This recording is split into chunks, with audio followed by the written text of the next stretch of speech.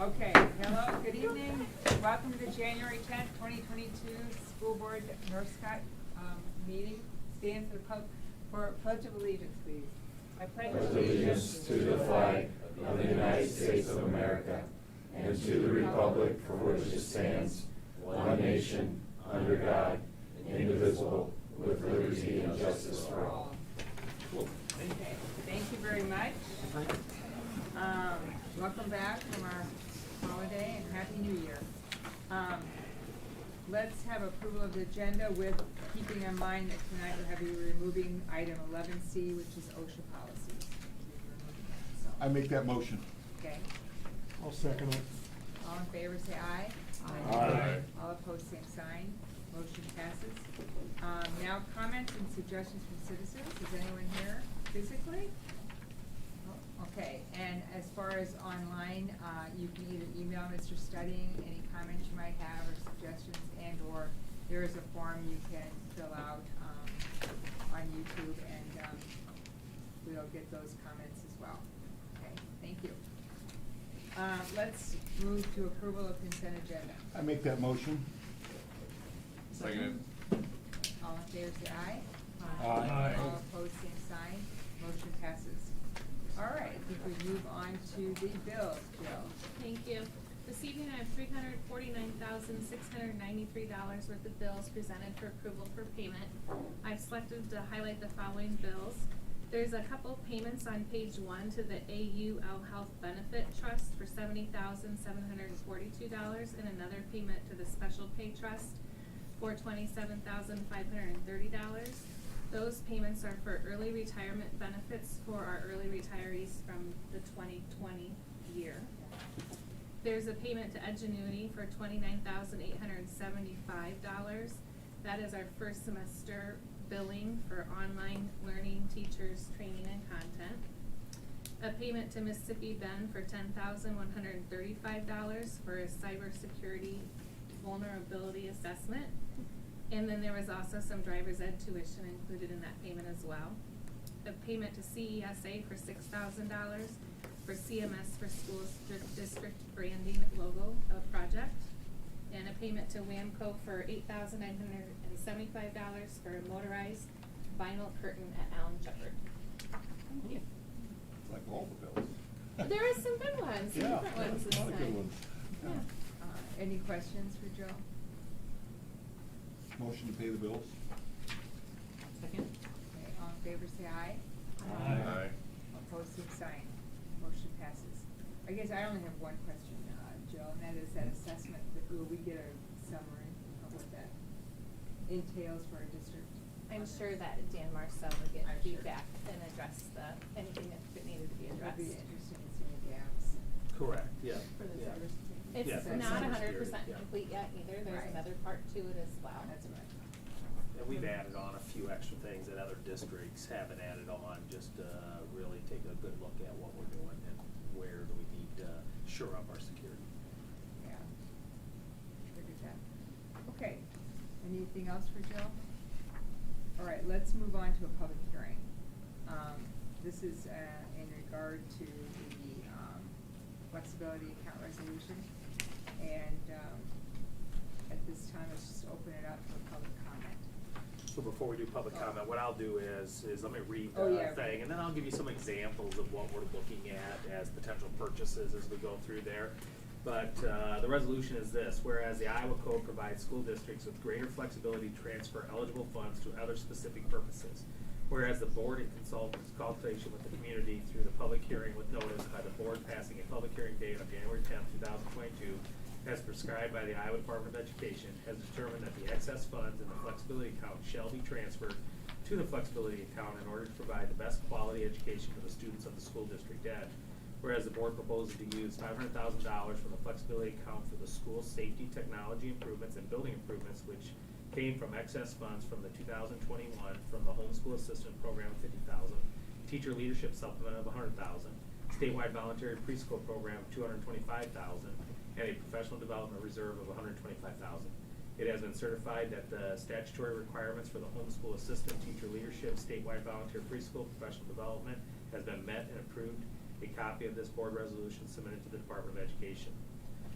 So that money, the things that we would look at doing is under safety, there's a new system out called the Halo system that you can put into restrooms that will detect not only vaping with marijuana, HTC in it.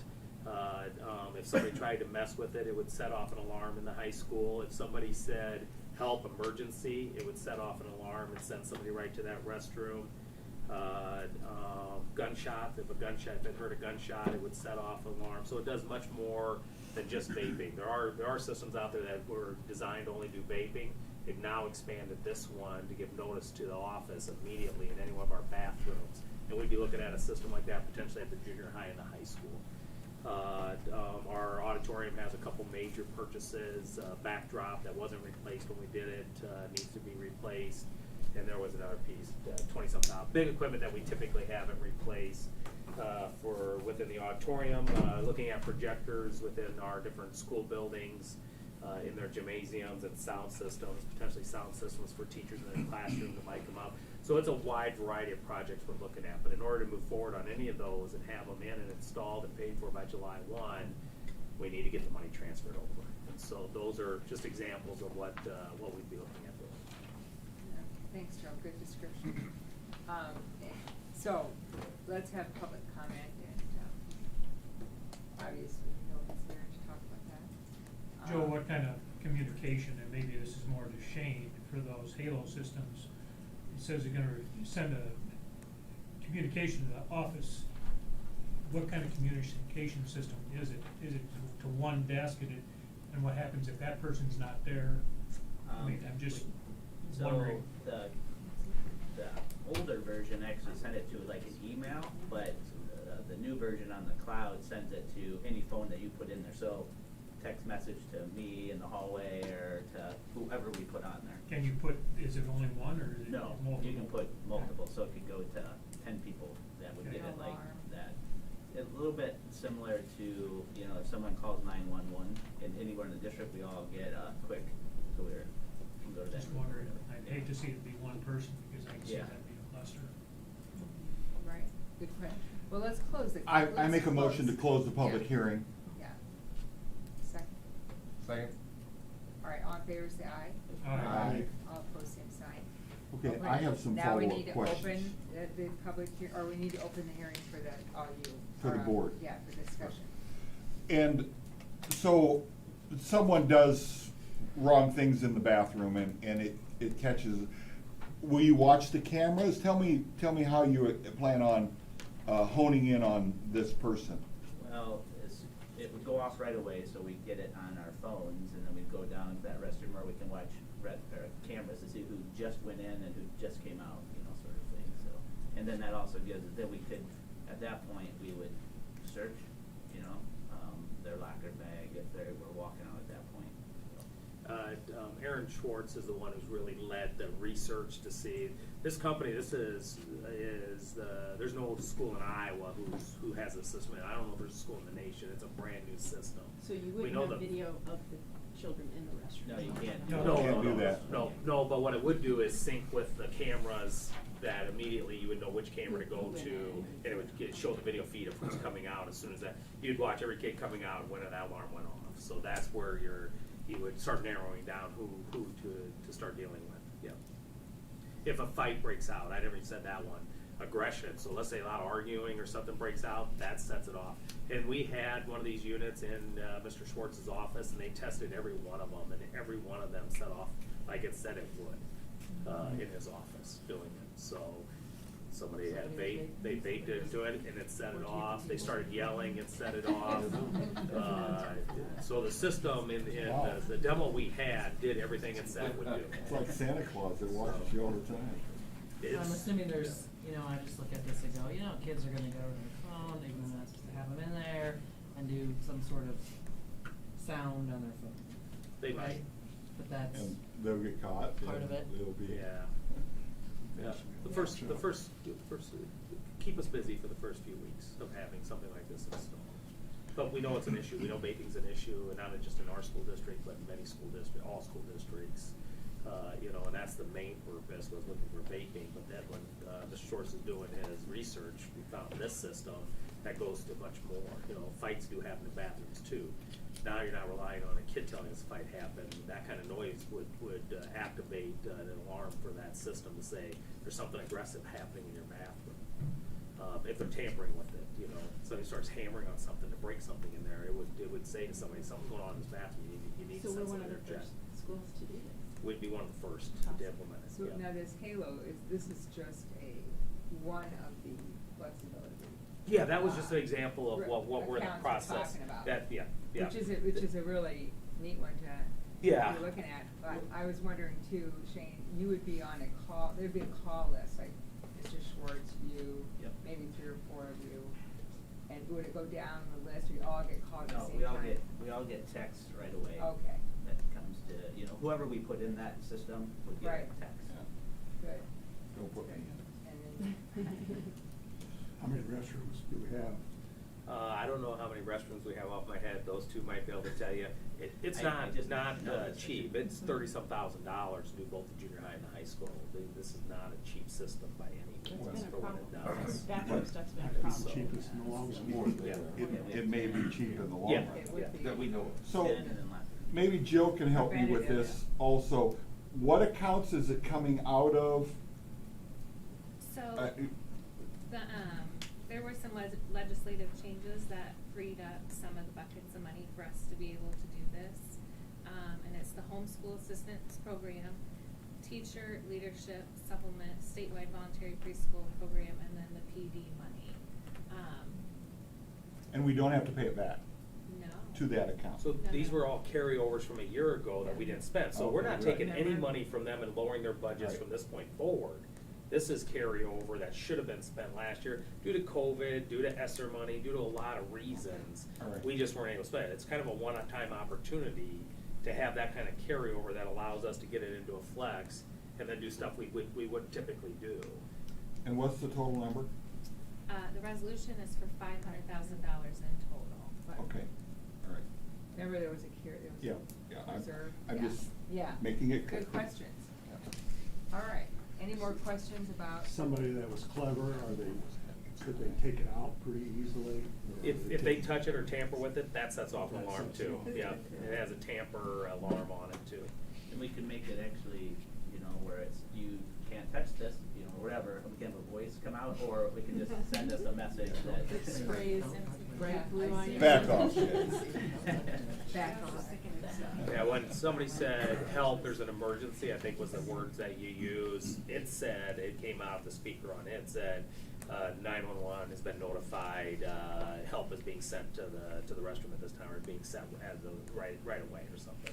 So it's notifying the people in the restroom besides us in the office, hey, something's going on. John, I just wanna clarify, that 500,000 was the total amount available, this was 36,000. Right. Oh, yeah, I know. I'm, yeah.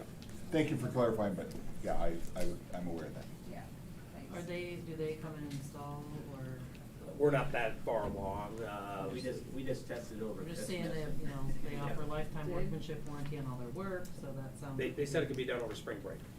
So my guess is they install. So, I was just, for tonight, just giving you the example of, the type of stuff. 'Cause people say, oh geez, what do you're giving administrators free reign to spend 500,000, what are they gonna be buying with it? I wanted to tell you Right. Thanks. that, here's some really good stuff that we wouldn't be typically doing in this kind of budget year. And we're really focused on stuff we can get done now too, before July 1. Awesome. And it's nice to know we have that reserve, we have that money. So Joe, is this an ever going rollover? So if we have extra funds at the end of this year, that we could do the same thing, you could be coming to the board and saying this is what we You have to go through the could, now process. so. If you don't spend money. If you don't, so the flex is there, but we also know that when schools carry over money, it doesn't really hold well up at the state. Sure. Because then, why are you doing it? We budget to spend, and we generally spend within 1% of our budget every year. COVID obviously has thrown us off. We typically would not carry this much over. Sure. We have a couple of accounts, and our 4-year-old preschool is one that we always carry over because we also rely on 2 public partners to spend the money and spend the money properly, that we're able to reimburse them. And so that fund generally, but most of our funds, we budget to spend them. You know, we don't budget to do this, so I couldn't promise you. But it's there. It's, If you do have an extra $10,000 or even an extra $2,000, you could roll it Yep. over to a flex. Yep, you could, Then for use it. certain accounts, not everything, but certain accounts you Sure. can, absolutely. So, our goal would not be, my point was, our Sure. goal would not be Right. to be in this position to say we wanna transfer another $500,000 into flex, because, you know, then we should be questioning, well, why aren't we doing the PD we should be Right. doing? Or why aren't we spending the money on the purpose it was supposed to be spent on, is Right. what's going on here, and so, Sure. That's a good question, Frank. But the Yeah, main- and again, I think it's just an anomaly year of time with COVID. We had talked about that already in our finance. yeah, like PD, for example, nobody had conferences and stuff a year ago, and even now they may slow down again, where it's hard to spend that fund what its purpose is if there is nothing going on to send people to, and that's kind of what it was last year. Sure. Yeah. Typically, we would never, we send people to a lot of places, we invest in our staff. Right. And so, hopefully that doesn't happen again. Right. Okay, good questions. I entertain a motion. I make a motion to approve. Second it. Okay. Oh, yeah, roll call, let's roll call. Frank, do you want? Yes. Pratt, aye. Maxwell, aye. Kepi, aye. Berkfeld, Lindemann, aye. Dittmer, aye. Okay, thank you, everyone. Thank you. Now, let's move on to recognitions. Yeah, the Young Musicians Honor Band was announced. The result of their selection process, the following North Scott Junior High students have been selected to take part in the Young Musicians Honor Choir in Cedar Rapids on February 26th. We had Nora Barnett for the oboe, Riley DeBorsey for the flute, Kendall Cuso for the clarinet, and Kyle Osborne, and what is that instrument? Euphonium. What is it? Euphonium. Thank you. And Anthony Vandestall for the percussion. So I appreciate the help out on saying something, because I would have massacred it. I wasn't sure. You already massacred a couple others, so it's okay. Yeah. Well, a couple of Didn't you used to things. play? Say it with conviction, that's Joe's mantra. Say it fast, yeah. Fast So- and with conviction. Congratulations to That those is students. wonderful. You know, and for our junior high students, remember, we start in junior high. We don't start in 6th grade or 5th grade. And so it's quite an honor for our kids who are just beginning in their first or second year to be able to do that. So congratulations to them. Quite a lot of hard work went into that, so that's great. Committee reports really don't have anything. None tonight, since we had Christmas break is the only Right. thing that's been in between. So let's move on to reports, and the first is concurrent enrollment and pathways update. And we'll have a presentation.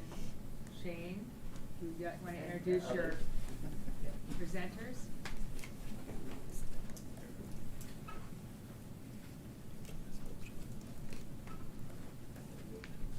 Thanks for coming, too. Is that gonna come up or?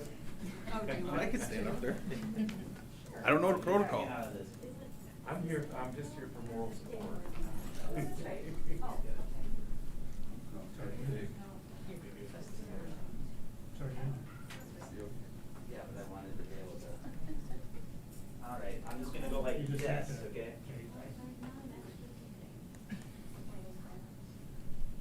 We'll be okay. USB port.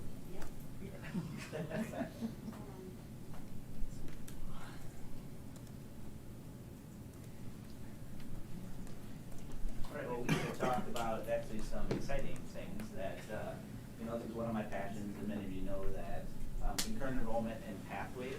I guess I just have to go like this. All right. Oh, hold on.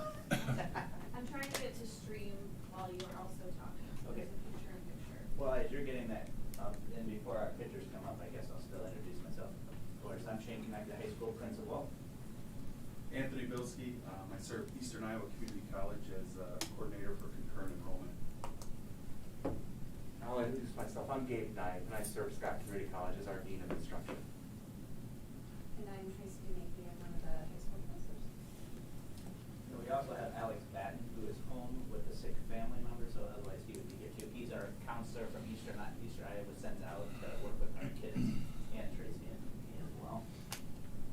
right, really our agenda is to talk about, you can keep that up there, I guess, some exciting news for Pathways.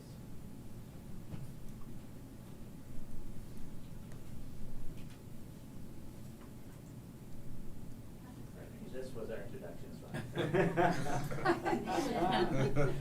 Right, you go to the next one. So our vision is about all students being college and career ready, and actually I should probably change that around because it could be career and college ready, right? In the past, when we used to say college and career ready, people would shut down after college, but there's so much more and so many more pathways that are going to be certified. And of course, we're going to do it in a collaborative culture. Now, how we measure that is we're actually now not satisfied with just graduation rate anymore, even though we want that to be 100%. But we are looking at certification 6 years after graduation. At 6 years after, we want to have everybody to have 100% of our students to get to some sort of certification after 6 years after graduation. So that's our vision and where we want to go, and that's how we're going to measure it. Now, we actually, I'll talk about this at the very end, we actually have some data now coming in from 2014, and I'll share that. It's not where we want it, but it's a good start. All right, and this connects to the Governor's Future Ready Initiative.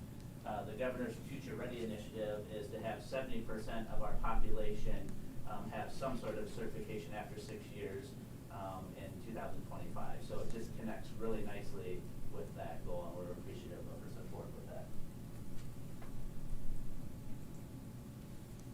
All right, NC partnership. All right, you can go on. So my role, I oversee the concurrent enrollment for EIC at North Scott. What entails with that is I used to serve the whole district, all of our counties, Jackson, Clinton, Scott, Muscatine, Wisen, some of Cedar, and now I'm just focusing mostly on Scott. And what entails with that is meeting with principals of all the areas, sometimes superintendents, and just sorting through all the logistics that go with concurrent.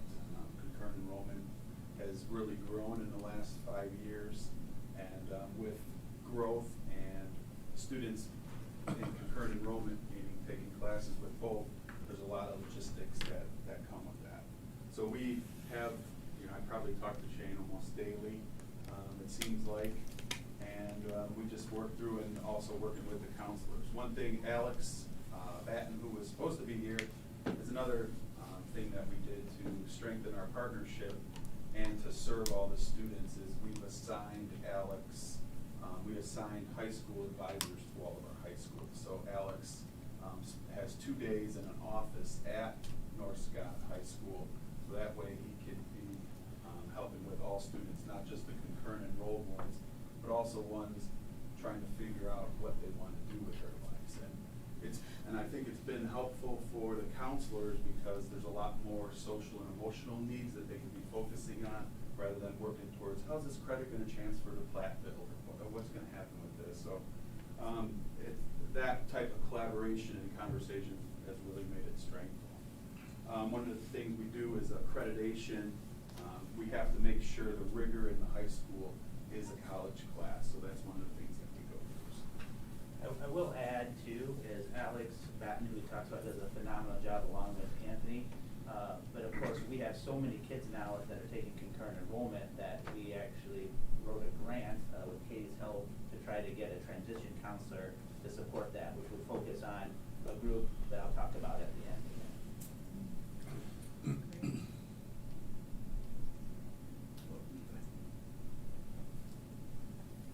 Yeah, I can do this one. So, well, and we fought over this today of who's going to talk about this one. And he won, and obviously. I won. He's much bigger than me.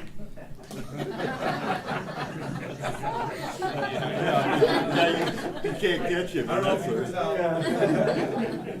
So mighty. So we have multiple ways. We talked about that there's college, but there's also our degree certification and diploma. That's a possibility through Eastern Iowa. Just obtaining credits for a degree program, which could be anything like a basic welding certificate. And then, of course, we have entering the workforce, which could be developed basic welding certificate. Otherwise, you've got your AA degree and then the diploma part. So there's really 3 different pathways there that we try to hit on that. So, and of course, we stole a couple pictures signing, which connects right into this from welding, basic welding, right into apprenticeship. Right now it's with Garrett Eckhart, and then, you know, our construction and trades, and then our CNA. Alright, so these are our pathways that we currently have. So of course we have kind of working towards associate of arts degree. Last year we had 4. And then we have an agricultural, which we're kind of revamping that with Jacobs working with Eastern Iowa, the Muscatine, I guess I call her Dean, I'm forgetting her name, help me out. Muscatine, that is. Jeremy Picker? Oh, and ag, who oversees ag? Oh, Julia. Julia, that's right. She's amazing to work with, and they're working with Iowa State at the same time, creating that. And then we have an automotive pathway, of course, our construction pathway, our nursing pathway, welding, and then education. Education is just new, and in fact, Bernie is teaching one of the classes right now, and EDU 213, which is that initial class. Well, my SDB 130 was initial class, and then her EDU 213 was a class that she has observation hours along with the class itself, so it gives our kids, we're kind of growing our own, you know, for that pathway. So. And then, of course, coming soon, we got others that we're working on. And this is really where Gabe comes in. We're meeting about once a week, and now it's kind of, we took a little bit of break over Christmas there, but we are working on creating these pathways to try to provide some consistency between districts, and then really make this connection, I guess, that I want to get to a little bit later of the importance of it and why. Yeah, and we know that in the coming decades, that a large percentage of our jobs and our workforce are going to rely on post-secondary education, you know, certificates, degrees. And so what we're doing in our partnership is developing these relationships that allow the student to explore their pathway, then also earn college credit, and then also as they transition to college, for example, if they were to go to Eastern Iowa, we have a connection scholarship that helps with the next step for them. And so, you know, the goal with these pathways is to, you know, allow students kind of a defined way that they can start to explore a career, and then look at what's next, you know, as they're coming through their high school career. I want to bring up the connection scholarship again to explain what that is. Right. So, one of the things that kind of ties on with the Iowa workforce and identifying students' essential standards towards developing their ICAP. If you've never heard of the ICAP before, it's the individual career and academic plan, and one of the pushes from the Iowa Department of Education is to make sure that we are meeting the needs of assisting students in 8th through 12th grade meet all of these essential standards towards looking into what they want to do with their life after high school. So part of that is self-understanding, just doing certain things like assessments, and just diving into where their interests are and where that might tie to possible future careers. We share career information with them and use a tool called My Academic Plan, which is partnered with Iowa State University. They oversee that, but that's kind of like the career interest inventories and the career searching and identifying different career possibilities and then lining it up with courses that they can take at the high school. Then another step is to do career exploration. So this is things such as taking classes or going on job shadows, or career fair. When we had the career fair, that was another opportunity. And just even going to various field trips to research more into certain career areas that they might be interested in. Then number 4 is the post-secondary exploration, and this is when they start actually looking at training options for the careers that they're interested in, whether it be a certificate, whether it be a degree. And then the last one, number 5, is actually going through that decision and making sure they have all those steps in place. So this could be filling out the FAFSA, applying for college and those applications, and doing scholarships and things like that. So those 5 are the essential standards that we touch with 8th grade all the way through 12th grade, and that's part of our ICAP that we have outlined, and we revamp it all the time. But that's a school level than at the 8th grade level, but it's something that I'm certainly passionate about because it's really helping kids dive into who they are, what they're good at. It looks at their skills, it looks at their interests, and it looks at where they want to go after high school. So we're not just focused on what they're doing in high school, but we're helping them take courses and plan so that way when they get out of high school, they're more likely to get that degree or certification within the 6 years after. So one piece that we wanted to share, just kind of visual, that lines up with this is called an individual vision plan. This is something we started a few years ago, and we have all of our 9th through 12th graders do this. This is just one page of it. If you're bored and you want to click at the full document at some point, you can. But we started out their freshman year and just have them really start to look at what is it that they like, what is it they enjoy doing, what are their strengths, what are some of their weaknesses, and then start doing some interest inventories that look into what they value in a career. So one of the things that I always found interesting when they're looking at their work values, we're not just looking at what do you like to do, but what kind of environment do you want to work in? Do you want to work in an environment where you're working individually by yourself independently, or are you going to want to work in more of a social environment? Do you want to work in an environment where you have the opportunity to advance and you're competitive with your coworkers, or is it something where you're not too concerned about advancement, you are more worried about like what it is you're doing and who you're doing it with? So that's a different way to look at it than I think a lot of those career interest inventories have done. That's just one of the steps. Then there's also more of the personality, like, okay, people that have this personality type are more likely to go into careers in this area, or this career, a lot of people have this similar personality type, so this might be something worth looking into. So those are some of the steps, and then we have them look through career options that they can identify with and develop a tentative plan. And this isn't something we just do once. We reflect on this every year with the students, so that way we know that as they go through high school, they're going to change a little bit, and what they wanted to do when they just started high school is probably going to be different at 10 years. So Tracy, you say that every student does this? Every student is doing this? Every student is doing this. IVP? Yep. And then you marry it with the career, the ICAP? Yes. So- Yep. So basically, the ICAP is kind of the steps, and this is just giving them more of a visual piece and a Themselves. working document that they can work on. So I do say every student, but our seniors don't have this because we started it 3 years ago, and trying to do everyone that first year was just a little bit more than we could manage. Right. So this is our 3rd year doing it, so freshmen, sophomores, and juniors will have it. It's fantastic. Yeah, this is one of the things now that we do during our seminar. Yeah. Great. All right, this is, just Jim Snyder's position, as our school to work person. And so this ties right in basically to what she was talking about with our ICAP plan. And so this is that number 3 there about job shadows, internships, and that sort of thing. And we have a couple of links here, but I think we're actually gonna bring more in depth a little bit later, because we're thinking when you come to the high school for ours, we're gonna talk about this and maybe a little bit more with the ICAP, with the other counselors and school to work. So it's kind of an exciting piece to it. Like just one of the quick things that, an example of what Jim is really working on, and Mary Ann did before him, was our sophomore career fair that will be back at St. Anne's hopefully this year, so we're kind of excited about that.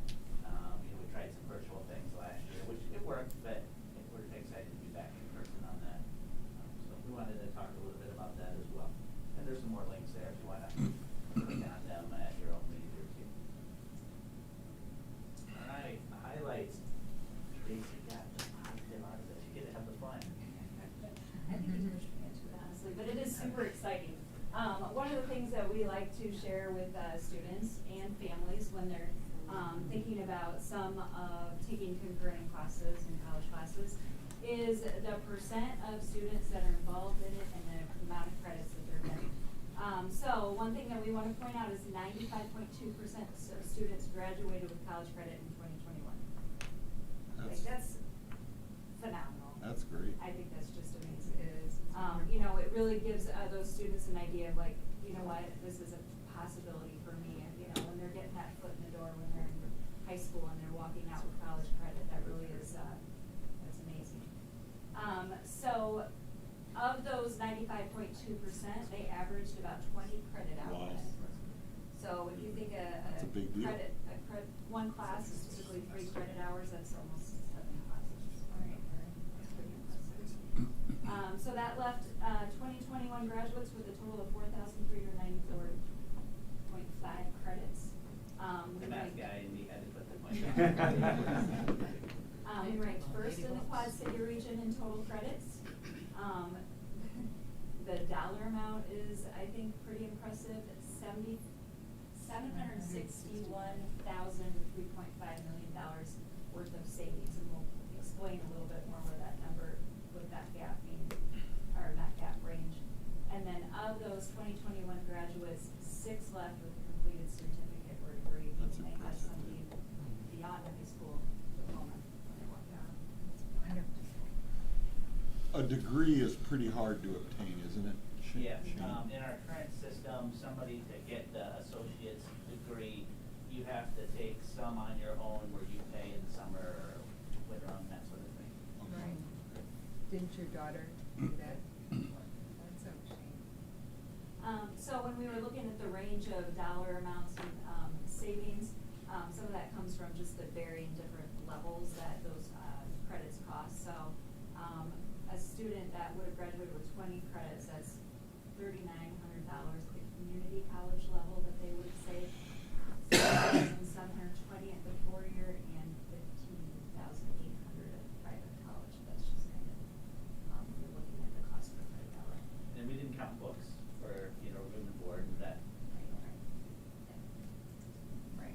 All right, this is what I've kind of been waiting for. So why the post-secondary transition? Why do we have to do a better job with the pathway work that we've been working on with Eastern Iowa? Because our data back in 2014, we had 60% of our senior class, only 60% enrolled in year 1, and only 45% at that time finished a degree within 6 years. Now, that doesn't always take, there's some mistakes with this data. Like, for example, the military is not followed right now. And so if when you go in the military, there's good certifications, good degrees, that sort of thing through that. So that's not counted. But they're working on that. We have some people in from the AAA, David Ford, is working on trying to make that connection work. And then there's a couple other things. So like right now, if our kids that got an AA, they actually got it before they graduated high school. That doesn't count in our data currently because it wasn't after graduation. So there's some things that they're working on to try to fix that up. However, we've got to do a better job. And so just an example, we have 86% of our seniors say, usually around that, they say they're going to further their education that next year, but only 71% actually made it there last year. Well, I guess it's over the last number of years average. So we have what we call a summer drip. It's kind of what we've kind of deemed it, and we have to do a better job of helping kids get the FAFSA done, make sure they see their pathway, seeing what they can be capable of and what they have left, and that's our connection to Eastern Iowa, because we have to get this 15%, we have to get them to go on and see that Eastern Iowa has a great opportunity. And it doesn't have to be Eastern Iowa, but there's such a great connection there that we really can bump up our enrollment that goes to Eastern Iowa with pathways that we're creating. We're excited about that. And that's where the Connection Scholarship that you mentioned earlier. I mean, can you imagine if you get, say, 16 to 30 credits done, you can go to Eastern Iowa for half price that next year to finish it off. Why wouldn't you? So we have to do what we're doing with the pathways to really get this to that next level. And we know we can because we've got so many great opportunities, and Eastern Iowa has been a great partner, I guess, in this. So. This would be my pictures. And then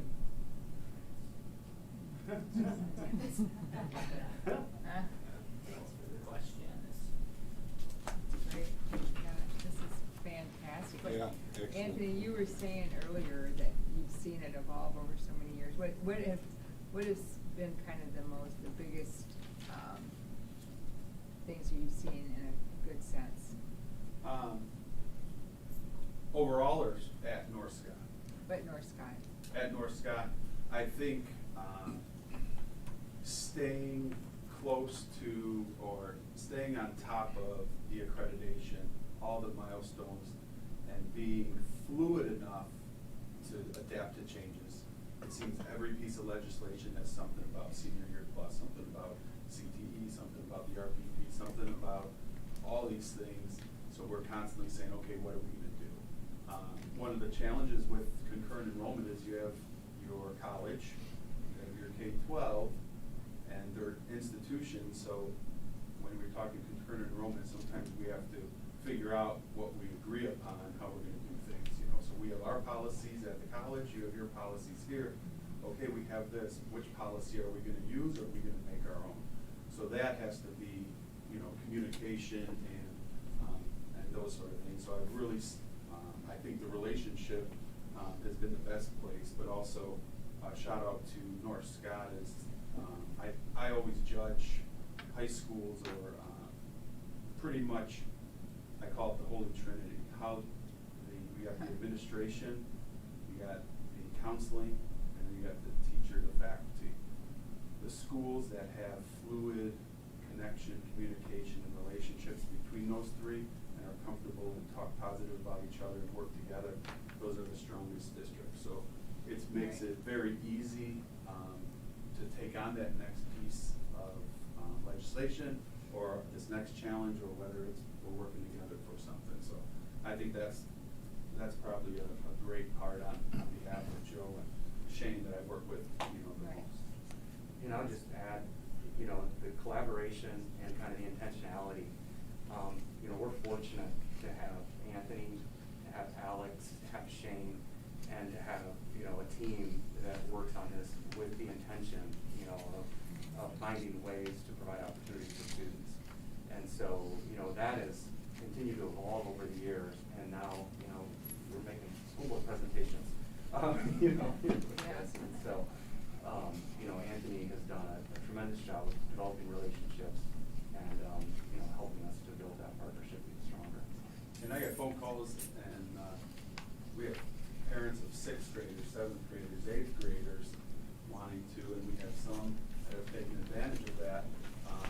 You know, so this is a whole new game changer, you know. So if we could, you know, we could continue to work together towards this, we could find a pathway for everyone. You know, whether it's after high school, you're going right to work, right into a trade, right into the military, coming to us first, going right to a university, we could help with that, whatever that pathway is. Wonderful. John? I will also say about Anthony, he runs some junior high fairs that our kids get to go to. We haven't in the last year because of COVID, so our kids have been able to take advantage of some of the trades, especially. Yeah, the Student Trades Initiative and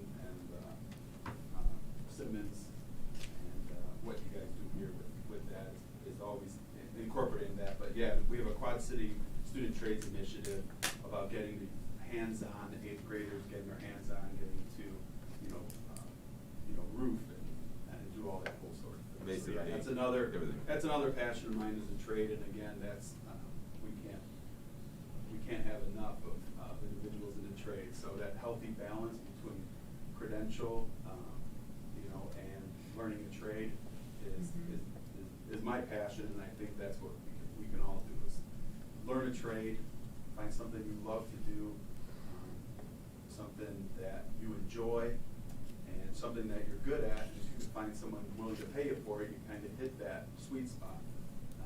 You know, so, and then I always promote, get a credential, find a trade, get a credential, get a trade, you know, and then you can kind of keep working up. I just wanted to congratulate you, all of you, that it's wonderful that you're seeing the need and you're changing the pathway if necessary, creating a new pathway if necessary. The participation rate, as Tracy talked about, congratulations on that. I mean, think of the savings. I mean, it's like we're handing out scholarships every day to all these because of the money savings and the partnership that we're creating. And I'm a Muscatine Community College graduate, and boy, I although the price is quite a bit different when I went to here, but that is just tremendous on all the things that you're doing. So congratulations to all of you, and it's just you're making a difference one student at a time. Good job. That's great. Just got a couple questions. Tracy, you might be able to answer this. With your 92% plus graduates that ended up with college credit, 95%. And that, well, I'm just saying, did that include special ed students as well? Yeah. Because it should. Yes. Because we have, is it senior year? That's good, Frank. Like with the access. With the access Yeah. program, because we do send students fifth year Yeah. to Eastern, to Scott Yeah. for classes. They could be involved in whatever, and a lot of it's just gen ed.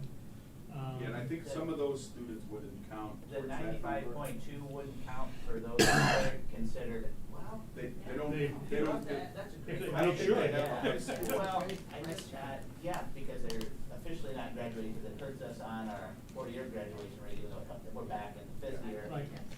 Yeah, I'll have to ask if that was included. That And then, needs to be. Shane, how many, or what is the percentage of staff that are North Scott staff that teach these classes compared to, because I know we send a few students to Scott, but I don't think it's as many as what has been in the past. Yeah, well. Because the majority of our, when you got Simmons, or I should say Dave Lindenbrink, and you've got Ag, we're doing a lot of it in-house. And I guess my concern would be if, unfortunately, we would lose one of those individuals, we're gonna have to make certain somebody can step in and take care of that, otherwise, those programs are gonna go downhill. So a majority of, at North Scott, we have preferred to have our own staff, Eastern Iowa has helped us in hiring, we'll bring them in, so they're part of that process. We like to have it at North Scott, because what we found out, like with CNA, for example, we used to send 2 kids out to Eastern Iowa to get certified in CNA, and now we have 40. It's just, when you're close, when it's here, it's easier, and then plus, we have a little more, I guess, we evaluate them then, where if they go out, we don't evaluate the teacher necessarily. So we would prefer to do that. But like Frank says, what we've created is some pathways, like our welding is a good example, you brought that one up, is David teaches like the first 6 classes, and then they go out for the final 4 to the Belong Center to finish it up. So it's kind of a combination in those. Our AA, as we move in the AA degree, we do have some kids that will take CCIR. That's Eastern Iowa's, Our whole concurrent enrollment program at Eastern Iowa Community College is called College Connections.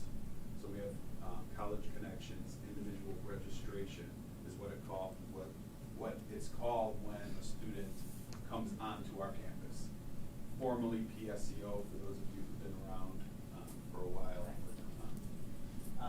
And then, so the CCIR, we might have maybe 30, I'm just guessing right now, I can get the exact data if you want it, but like 30 a semester for that. And some of them will go on campus, and some of them will just do online through Eastern Iowa. And those are classes that we don't offer, that a kid, like a student really wants to go into psychology. Yeah, we have regular psych, college psych, and then we have developmental psych, sorry. And then after that, abnormal psych or education psych, then they're going to Eastern Iowa, either through their campus or through CCIR. So, good question. Yeah, that is. That's a great question. Tracy, I have a quick question. So you start to talk to the freshmen about what their pathways might be, and if you get some kids that know exactly what they want to do, can they dive right into coursework as a freshman and start going down their pathways, or is it usually upper? It kind of depends.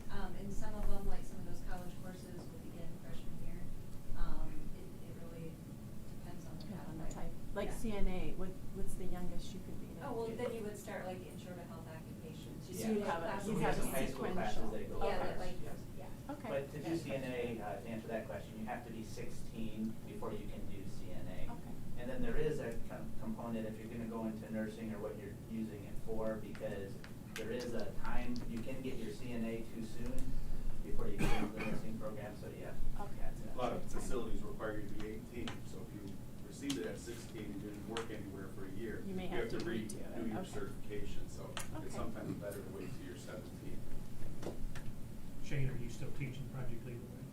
Is that a college class or not? We do have Eastern Iowa, well, all the colleges have kind of going away from Frederick Lead the Way. We still teach the EGT 400, which is that intro to Frederick Lead the Way. We also do that in connection with the blueprint reading that connects, and that takes blueprint reading in a couple different areas. And then now we're kind of connecting with there's an engineering academy that PV and Bettendorf have invited us to that we have available now as well. The bad thing is it's kind of at the same time as our college calc, which those kids wanted to do both, but they decided to do the live online calculus instead. That sounds brutal. It is.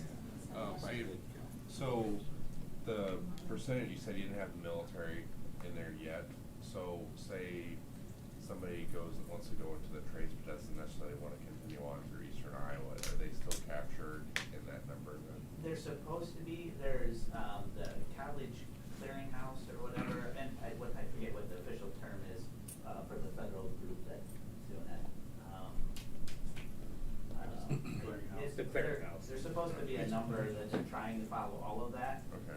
They're still, they're still tweaking it to make it work better. But Right. it should count though, yes. Okay. I have a question about that. So that on the ICAP, I think you said that you touch upon those in each area. So, or for each grade, and I'm assuming it's as appropriate. So you actually introduce the freshmen maybe to the fact that there's scholarships, and I think you touch upon that. The scholarships we do a little bit, not very much. We introduce them to a website called Raise.me, which is like micro scholarships that they can start putting information in and seeing what colleges will give them money. We have those areas a little bit harder in junior, senior year, especially senior year. But I think that's great that you touch upon, I think, in those grades, because I think sometimes kids underestimate the value of being involved in multiple activities, Yeah. right? And so it gives them, I think, the idea.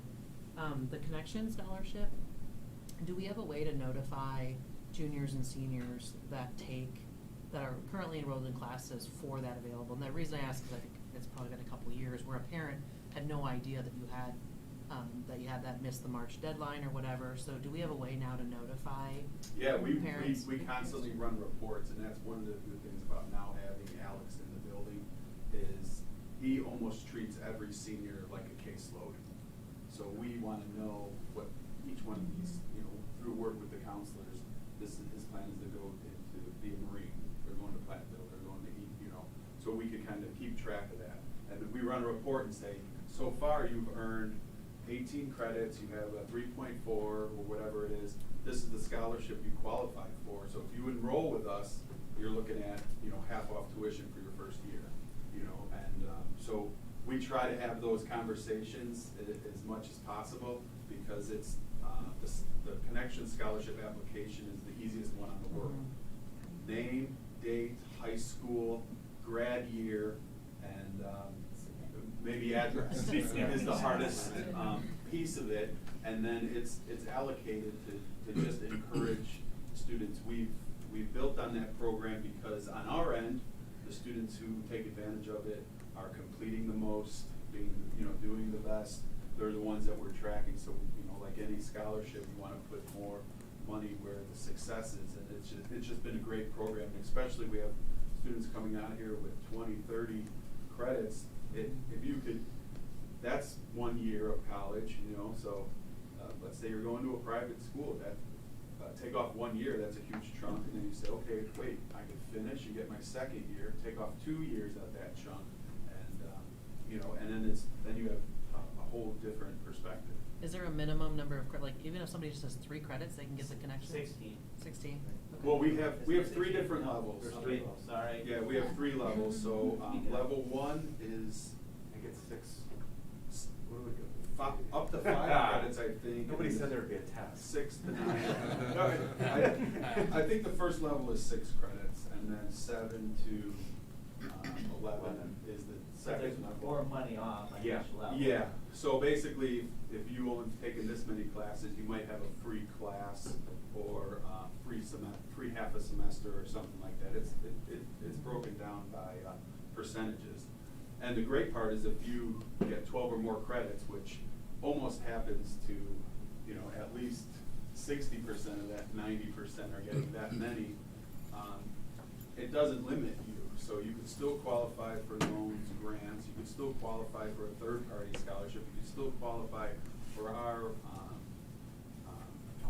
foundation scholarships on our campus. So literally it's an opportunity for students to possibly make money by going on and furthering their education. I work with some students that are still hitting me up after like 4 years for recommendation letters where they got the connections, they have Phi Theta Kappa scholarship, and then so a particular student started off with concurrent classes, got a scholarship, went on to, by us, got their associates, went on to Iowa, and then after Iowa went to Western Illinois for a master's, all on scholarship money from various institutions.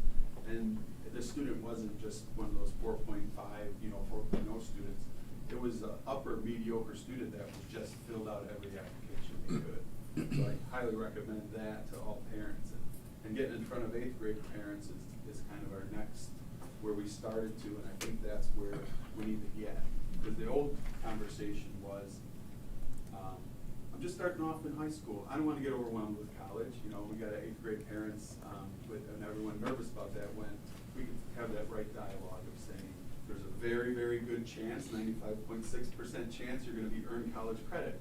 So what goes with that? So changing that conversation with the 8th grade should be helpful. So if you have the 12 and over, you said it's half off the first year, right? Yeah. Isn't there something the second year too? Is there like half off the first year's, quarter off the second year or something like that, or no? No, it's just the first year. Yeah, the connection scholarship is just for concurrent students and then their first year. Okay. However, once you get on campus and you apply for our foundation scholarship, if you keep that same GPA, you're knocking it out of the park. I haven't seen anyone not get something for that second year also. Okay.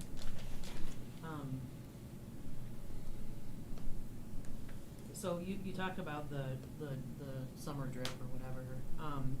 Have we looked at, or is it possible that maybe kids could get internships in their type of field area that would kind of carry that over and encourage them to start school then, instead of just not doing it, like kind of keeping that momentum going to try to avoid that, hey, I haven't done anything for 3 months. I mean, our goals that really address that piece could be that, and it's also our discussions with these pathways, because we know if we can get locked into, example last year with the welding student, had 6 of the 9 classes done. He wasn't gonna go, and I'm like, you've got 3 left, are you kidding me? You've got, and be able to have those one-on-one discussions, and then the other component that is statistically shown is the FAFSA. If we can get kids to fill out the FAFSA, that shows that statistically they go, and so we need to make sure, and there's not enough counselors and Alex to go around, so that's why we wrote that grant. So we're really trying to get another transition counselor, and the neat thing about that is that person then has to have a caseload of 380 total, which 200 of that would be certain populations that we talked about, and then the other year they're actually helping at Eastern Iowa with those kids as they go there, so they're a counselor there as well. So it bridges the gap. I think we find out tomorrow. And I've looked at, it's been probably a year or two, that the state puts out concurrent enrollment on their ed data.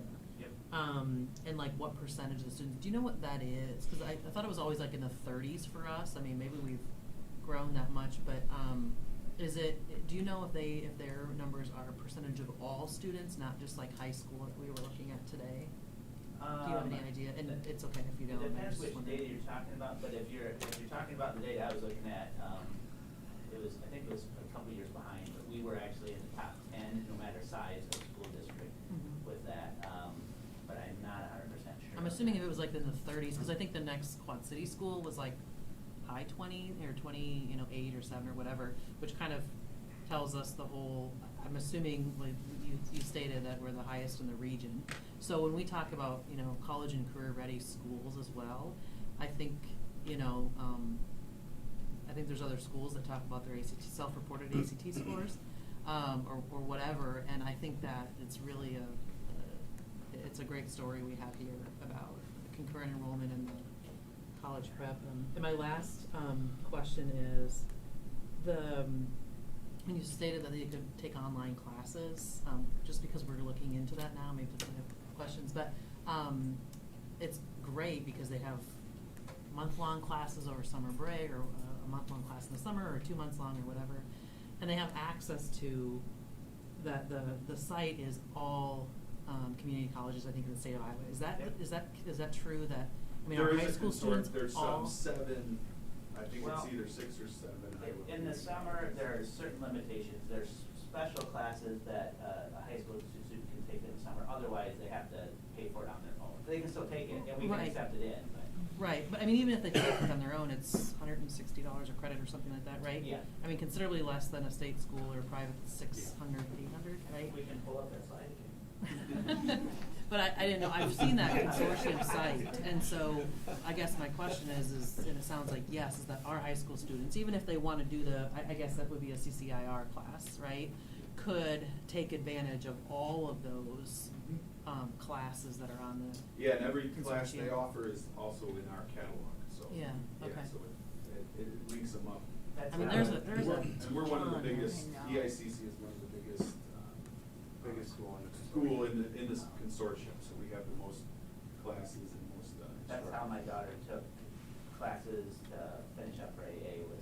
Right. Okay, I mean, cause there's just, some that they could get, and maybe some classes are better suited for a month-long class than others, right? And to get some of those credits out of the way and just, it's so, I think, worth it for them, and if they can get in early and understand that in 9th, 10th, grade, get their pathway. Sorry, I lied, I have one more question.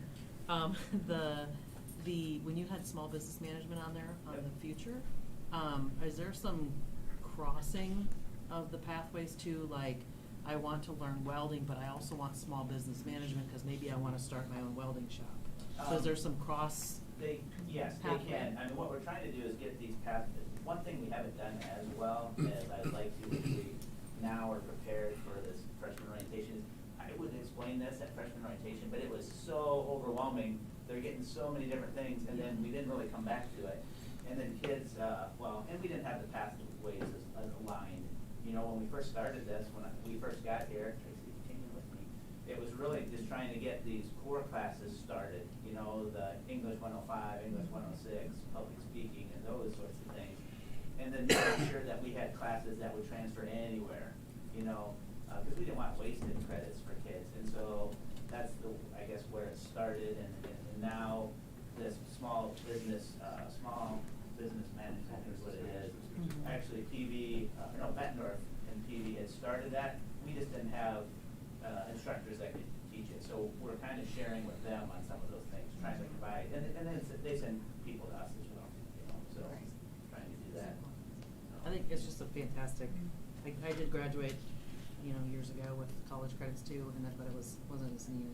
And I think it's just a fantastic program, and thank you for all your work, and I always wait for your number at graduation about how much money that, we saved our kids and stuff, cause that's huge, and if people know the connection scholarship, I mean, maybe that's the choice, or that's the, what makes them go on and what makes them not. I mean, their parents might be like, oh, we're not gonna be able to afford a community And Oh, college last year, even, or we whatever. actually, in fact, called every single one. So now That's, Well, and we consider, Anthony and Alex kind of our staff, and so they have access, well, I mean, we treat them like our staff, so they have access to be able to get information, like a student schedule and that, so that they can send an email to that student. Now, what they find out is the same thing our teachers do, that kids don't always read their emails. So we've talked to Alex that he can just go to Jody or to Carrie, and they can actually call a student down. So it's no more just, I sent an email, sort of thing. They have the you need to get on TikTok or something else. Yeah.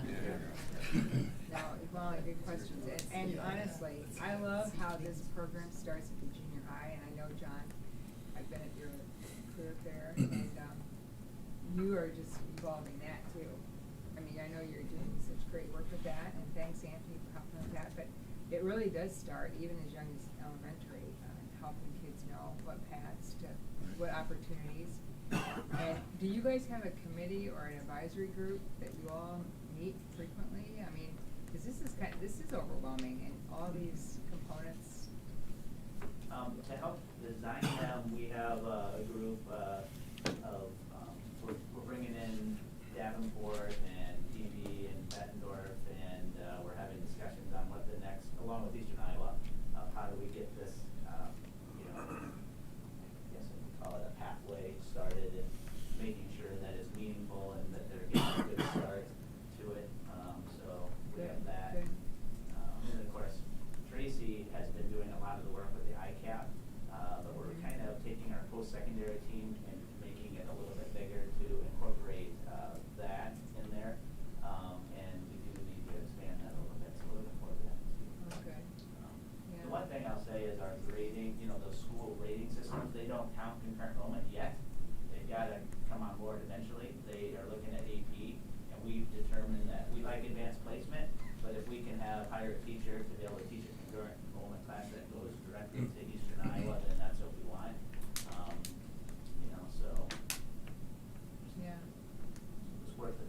Most of those surveys are also popularity and self-reported. So you look at where the data actually comes from, that's like you said, their AP scores, self-reported, ACT self-reported, and parent surveys. So I think getting, you know, our story out, if you can have some, I think you probably have graphs of how much, you know, they save over the years and stuff like that, and that really tells the story.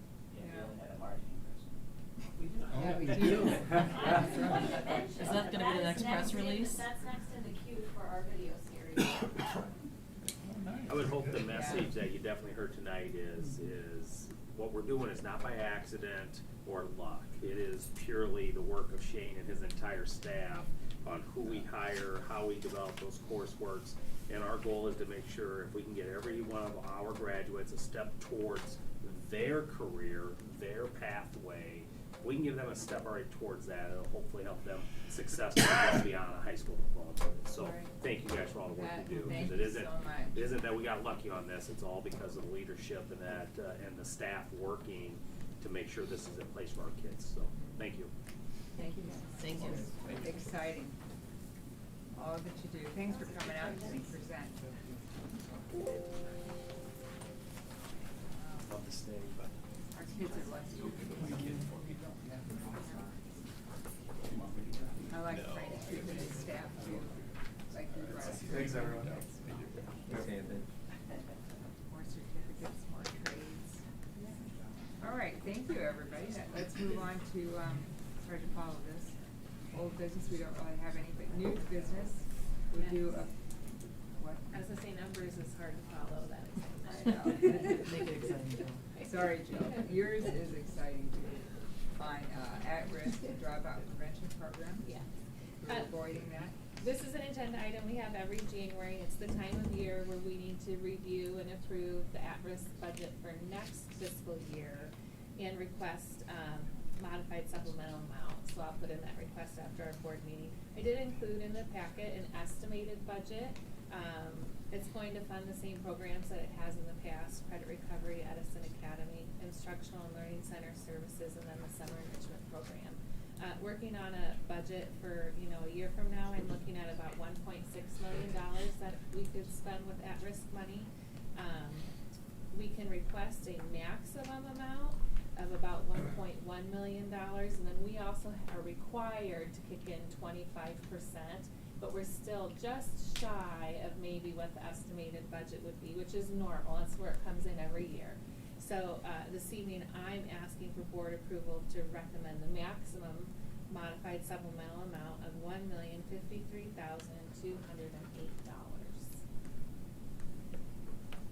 Okay. Any questions?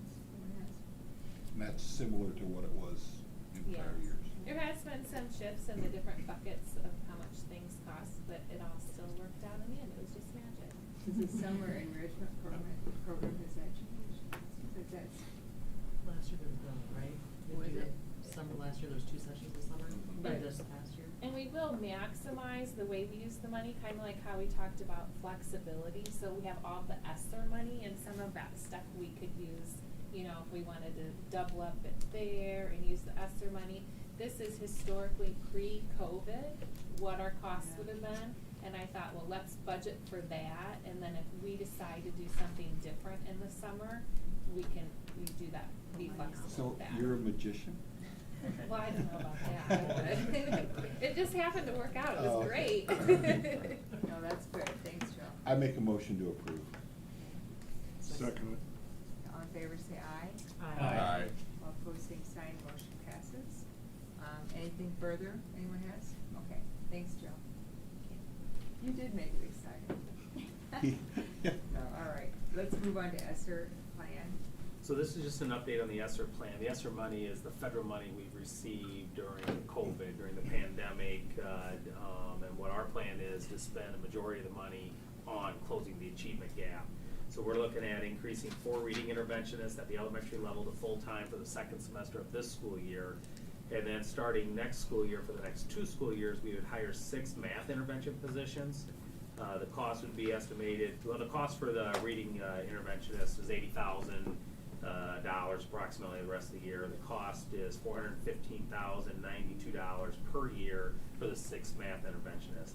What we do at those positions is not only provide interventions for students to help close the gap, but also build the capacity of all of our teachers to provide level 1 interventions for math in their classroom. So building up the skills of our teachers, because in 2 years, the ESSER money will be gone, those positions will either be gone or the district will have to figure out how we would fund something like that, what adjustments either to the budget or, you know, whether the budget's growing enough you can absorb them. But in the end, that is a cliff. There's a cliff in 2 years where we won't have them. And so it would be important to build the skill level of all teachers teaching math then during that time period. How will we measure success in this? I can let Bernie speak on that. I was gonna just give general terms. It's really closing the gap, right? Yeah. How many of our I data understand kids that, but is- how are we gonna say, obviously, we've got, what, the 10 positions, and tell us how we would know results. Yeah, an exact plan is still coming together, but I think we would base it on progress of students in the interventions, how they're moving along, and then overall progress in math of the whole student body. And we'll track that, of course. Oh, yeah, absolutely. And we track that. You know, it's always hard when you talk about data like that, is because also 2 years from now, there will be 20 to 40% different students too. And so it's hard to get exact data and to say this did this or this did that, because it's always a moving target for us in education, because it isn't like our student body is set, will be set for the next 5 years and those type of things. But ultimately what we do know is if you look at our data, we know reading's been impacted, we know math has been impacted, and like most districts where we don't have the extra resources is math. And that is the biggest gap nationwide that's been created and continues probably to be created by the pandemic. And so we didn't want to do what I know other districts, there's a lot of things to spend the money on. I know there's more guidance coming out that's changing some of that, but it wasn't about buying a new air handler or new filter systems for us. Our focus has been from day one is how do we spend this money on students and student education, and that's what this plan's about. I applaud that. Are we gonna have any trouble finding 10 people? So that's why we have this on here tonight, so you know the plan, and to see if there's any questions, we need to start advertising. We need to advertise those positions. We anticipate a number of them will be internal, and then it'll be backfilling those positions for that.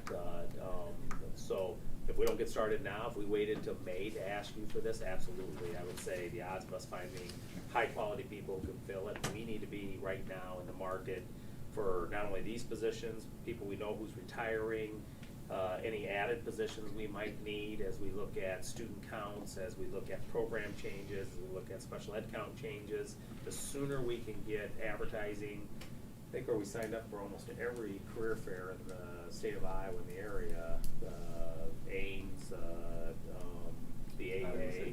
The principals have taken on, there's a number of career fairs, we're going to all of them. Many years we don't even go to them because we just don't, we have hirees, we already have them going. We don't have many, but we need to be in doing it now so we don't have that problem. Comment? I would make a motion to approve for 4 reading interventionists and 6 math interventionists. Well, I don't think that we have to. Yeah, I didn't put it on You don't. sorry, I should okay, have so said we're- that. I was really more Okay. keeping you informed because, Discussion. one, keep the public Yeah. informed, here's how we're Thanks. spending our extra money. Okay. And I didn't wanna be posting positions before our board had the opportunity to hear this is what, and us to get some feedback in case you guys say, well, we thought about this and we thought about that. You still have my approval. So we appreciate that. We'll do that at a later date. So do we know where these positions are gonna go, or is that gonna be? One. So dictated? one per building up through the junior high. And the junior high. So, and that's why we went with, you lose so much in shared positions like this, traveling from building to building. And so that's why when they really were contemplating how much intervention time you need building, we knew these positions couldn't just be providing interventions for kids. That it also needs to be part of that staff development too. So that's where we landed on, we talk about 5, talk about 6, we landed 1 per building. And they may share time, and it may be, it may not, somebody may be going to another building at some times too. So 6 positions, just 1 per building is what we ended up coming up with the number. We're tentatively planning to use our spring data to determine how much support each building would get. And then, when we have our map data in the fall, we can readjust if we need, but just so people know where they're gonna start at least. Yeah, Okay. it gets That's hard good. too, because some people will wanna do a math position, but in the building that they're currently in, they may not wanna do it, so we have to, Kind of taking the plunge, so to speak. I think it's the right use of I the extra agree. money. I truly believe applying it towards closing the gap is the best way schools can use this money, and that's what we're doing. And would you work out policy if in case the district doesn't come up with necessary funds to continue with these positions, that there would be, like we did with our, instructional coaches? TOC. It'd be something very similar. We've So talked I can about see that. somebody wanting to Oh. jump into something like that nature to help out, and then all of a sudden 2 years, well, now I don't have a job, and Yeah, we've So talked it's about that. The something I- downside, the odds of the group we hire the first go around not having a job 2 years from now is pretty slim in our district, just in the turnover and things like that. But that next year of hiring, people have to understand it's really a 1-year contract, because we have teachers who will have to be put back in the classroom potentially. Right. We have to assume that unless something changes, we decide to fund it differently somehow, some way. That is, that's, the downside is the upside, right? We Right. really see the benefit of them. And now the challenge for us, the board, myself, and the administration is how do we make this happen then, in the current budget, and then maybe, because it's gonna go around to lots of places, and maybe other funding sources will come out, we have Title I reading, maybe it's time to have Title I math. Sure. And maybe there'll be some other funding sources Right. too, and so. get 2 years to think about it. We have 2 years to think about Oh, it, that, yeah. that's right, that's a One day good at a question. time. I remember that with instructional Okay. coaches. We were, that was a concern. But I don't think we would head down this path if we didn't know it was gonna be successful. We have some history, math will be Yeah, good. and we need it, our kids Yeah, we need it, need it. our kids need it, yeah. Okay, thank you. Okay, let's go on to the superintendent's report. Okay, the enrollment report's in there. You can see we're holding steady on enrollment all year. I added the 2022-23 calendar. It is, our next board meeting is the public hearing for that. Just want to point out again, the 2 weeks over Christmas is split between 2 weeks. You end up with a 2-day week and a 3-day week. It's all when the holidays fall. And then the extra early outs on Fridays are the biggest difference in the calendar. So public hearing next week, our next board meeting, and we'd be looking for approval. And so this is a great opportunity for the public to send us any comments ahead of time, or be there that night, be here at the board meeting that night, what building is the board meeting in? Next one. Is that the high school? No, Is that what you said? we're in April. Anybody know? Oh, John Glenn. John Glenn, Sorry. thank you, John Glenn. So, public comments, public hearing at John Glenn Elementary, so that's probably important for people to know. Day on the Hill on February 1st. Again, if you haven't let Tarina know that you're gonna be going to that, tomorrow I'll be talking to the administrators about seeing if we get a few parents to come with us, maybe several at the different grade levels, again, like we did 2 years ago. As of now, everything is still on. I assume it still will be on February 1st, so it's a great opportunity for us to get there. It should be a very active education session this year, so it'll be important for us to be up there. And then the Y, the roofs the metal is decking is being put on the gym and over the locker room areas and stuff, so they will be starting applying the roof to that. The pool is currently, if you saw, being poured, different sections. So last week I toured it, took some pictures, and I know Katie put it out on social media. And you can see where the bottom portion of the pool and the walls are being formed up, and the main pool should be poured, probably done, and they'll start moving their way out to the next two sections of the children's area and the zero depth pool, what I call it. I don't know what the right name is.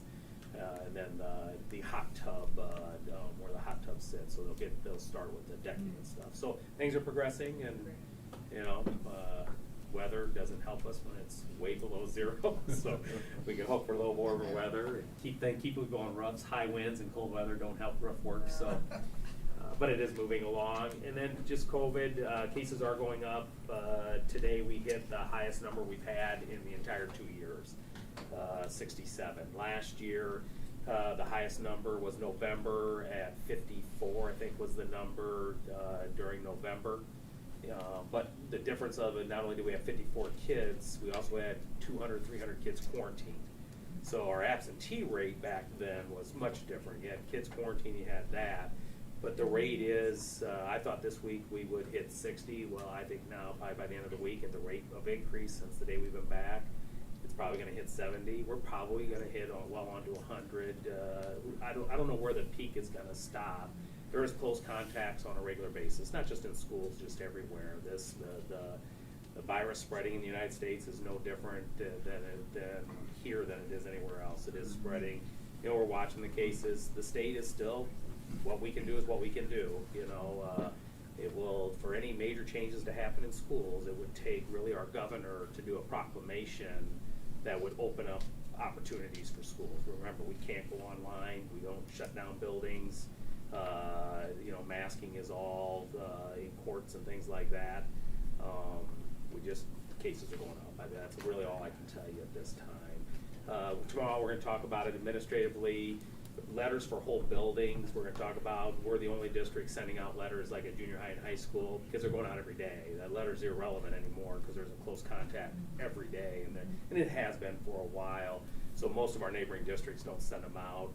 Elementary classrooms, some districts are still doing it.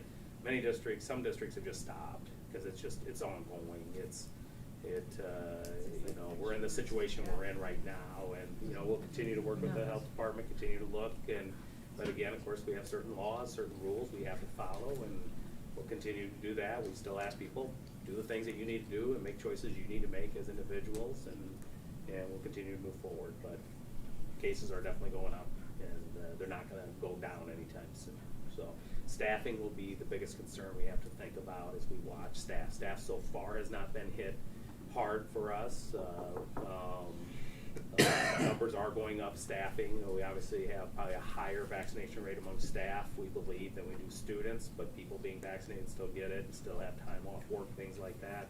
And so we'll just, of anything that concerns me is if staff would suddenly really start going, is how would we staff our buildings? In areas like bus drivers or cooks, we need to feed kids. In that department, we you know, we'll do everything we can to continue to operate and do that stuff, but it is a concern, just, you know.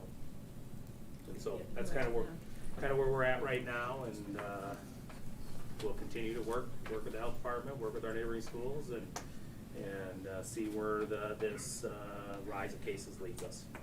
Hey Joe, we had a question down here on our end of the table. Yes. For the day on the hill, are we shooting to be out there by 9, or do we go out there a little later? I can remember from previous years. I think it usually starts at 9 a.m. We usually leave that one. We do in one day. We go out and then we come back. It starts at 9. It starts at 9 at the Botanical Yep. Center, and then the morning we kind of spend at the Botanical Center, eat lunch there, and then we head over to the Capitol in the afternoon. Yeah, they really prep us. They'll have some speakers for us that morning, and then kind of talk about, especially people who've never lobbied before, how you do it, and then we go over. So leave here about 6:30. So we'll leave probably 6:30 at the latest. Yeah, so it's early morning, late night. Well, we were usually out of there by. We've had some bad weather where we've had to leave to get home to beat the weather too. So It's we usually pray for good weather. So yeah, that's the plan. It's a one-day event for us. Yes.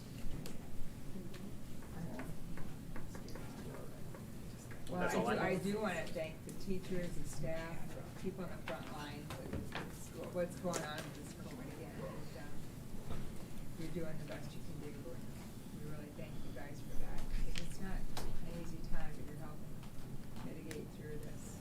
We all know that, we appreciate it. Any other comments, board members? Motion to adjourn. Second it. All in favor, say aye. Aye. Same sign, okay, motion passes, good night. Don't forget the Thank you, national championship everyone. game on